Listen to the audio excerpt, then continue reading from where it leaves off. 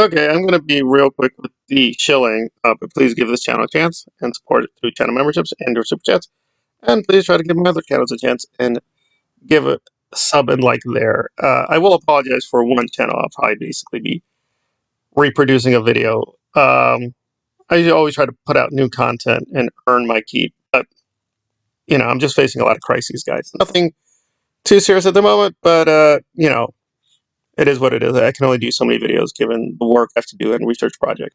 But enough about me boring me. Let us get to the main topic. Is Aaron going to go away on YouTube?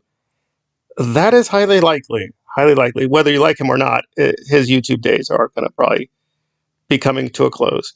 Given how he's used his channel for a grift machine and basically terrorizing people, and this judge does seem to be aware who Aaron is and does not like him. And Aaron has consistently tried to destroy many channels, including my own, and other channels with copyright strikes, whether they're valid or not, and often 99% of they're not valid at all.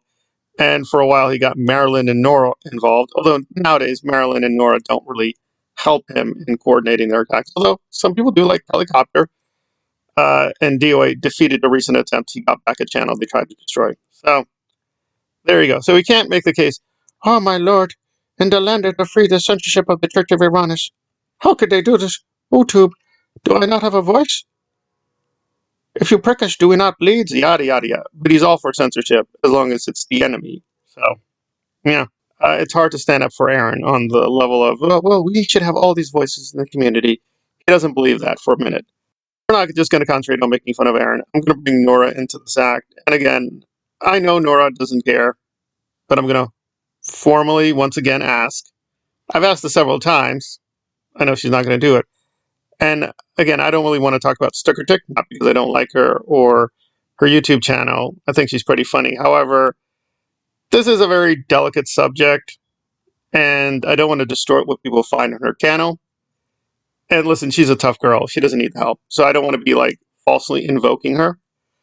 But she has made the point that certain people like to Dant and Riddle, and if they want to be strong critics of DOA, that's fine.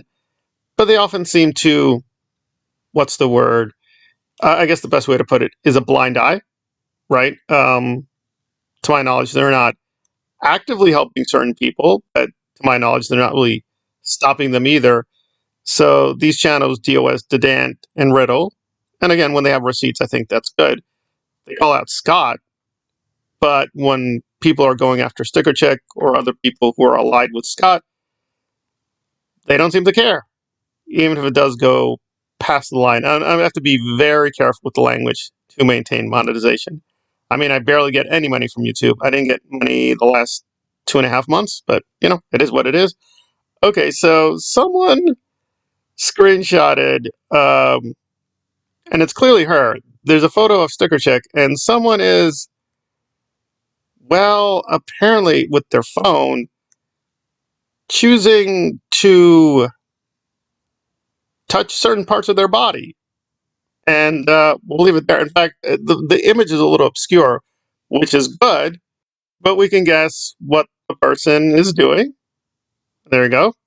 Can't deny Sticker Chick is an attractive woman. So apparently this person is expressing their deep obsession with her. And there you go. And to be fair, apparently some people who are watching this were like, okay, that's a little too much. That's a little disturbing. But on the Nora side, because for a while Nora loved Scott, loved DOA, but when their gay marriage fell apart, suddenly, magically, Nora fell in love with Boss Talks, the black gay grifter, and Crackhead Kenny and other people. KK, now suddenly KK is an ally. And Eric and the Zero, Hero, Not Hero, Cody's said, you go through the list. And Blank Podge and all the people like Magic's, the anti-DOA people are okay now. Although Nora has formally said, guys, no bullying, no terrorizing. No, I'm Nora. I'm a fake woke feminist. We would never do that here. And to be fair, on her channel proper, she's careful to, stalk Scott and talk smack, but, broadly speaking, obey the YouTube rules. I think this is pretty clearly a YouTube violation, so there you go. Has Nora denounced this? Well, I just double checked, and this is literally as at the time of this recording. But as of November 25th, at least where I am on the East Coast, no, she has not made any formal protest that this is going too far, or that Boss Talks is too cringe, or KK and the others have gone too far, including Vaughn. And again, I know Nora doesn't care. She doesn't care about women in real life. She doesn't care about sticker dick. But hey, she promoting women on her channel. She keeps giving positive support to Kamala and all these liberal woke Democrat people. But those women are fine. Even mispronouncing Kamala gets her very, very angry, guys. But apparently someone, well, no nice way of putting it, sexually terrorizing a DOA ally? Nah, I really don't care. They could say maybe Nora just doesn't keep up. Oh no, she obsessively looks at all the DOA media. She has explicitly acknowledged Boss Talks in his content. So, yeah, and she's gone on Mexican long hair. Now, she did say that some of what Mexican long hair does is bad, like going on 5 hours hating Scott was a little bit too much for her. You got to keep it to like an hour. Like her prize limit would be like an hour and a half. That's more proper amount of hatred. But are some of these people going too far enough for her to call the YouTube people? Well, she does regularly. Believe me, if she gets angry with you, she's like, YouTube, destroy this channel, make it go away. No, apparently it's not risen to that level. But hey, maybe Nora didn't hear about this, didn't see this, and when she does, she'll be like, no, that's wrong, guys. That's wrong. But hey, good faith. I will try to give her a chance. But now let's back around to Aaron. Yeah. And again, to be fair, Aaron has broken a lot of the YouTube regulations, but he hasn't done that to my knowledge. I don't think he'd be against it. I mean, he put out, again, to be fair, not on his channel, on someone else's channel, he jokingly spoke about being a victim of the R word by someone disabled in Scientology. It never happened. He's just making it up. It was just meant to be a crude, silly, stupid joke. But it goes to his mind state and his mindset. And that, yeah, that's totally fine with Aaron. It's like, he'll just joke about those things. So getting down to brass knuckles, does this channel need to exist? No. This is a convenience of YouTube. He is a not a huge YouTuber, but he's big. You know, he has over 200,000 subscribers. YouTube tends to look the other way. When the big YouTubers violate the rules, they tend not to care. That is the tendency. And I'm not a big fan of the FBI or censorship or the police state or dictatorships. However, there are going to be times like, yeah, it's not clear we're gaining very much by allowing a very toxic voice to exist. Like, what would we lose if we lost Aaron? Not a lot.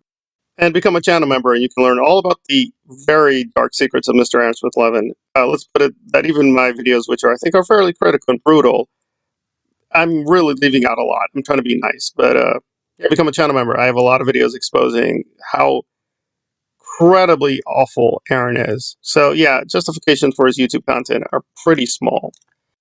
I will, however, be forced to defend Aaron on one point, namely, people would say this isn't even about censorship, right? It's not really the First Amendment. Maybe, maybe not, but to my eyes, this does qualify as censorship, right? YouTube is a massive system. People use it for a reason, guys. It's free. If you're lucky, you can get videos that get massive traction. It likely won't happen, but it could happen. So, there you go. And really, this is Aaron's only real way to communicate. He has Jenna and TikTok, but relatively speaking, this is his big microphone. If he doesn't have this, it's very hard to hear him. Now, I'm not saying don't censor him. I'm just saying this would be censorship because really he'd have really no way to communicate. So I don't think this thing should be taken lightly.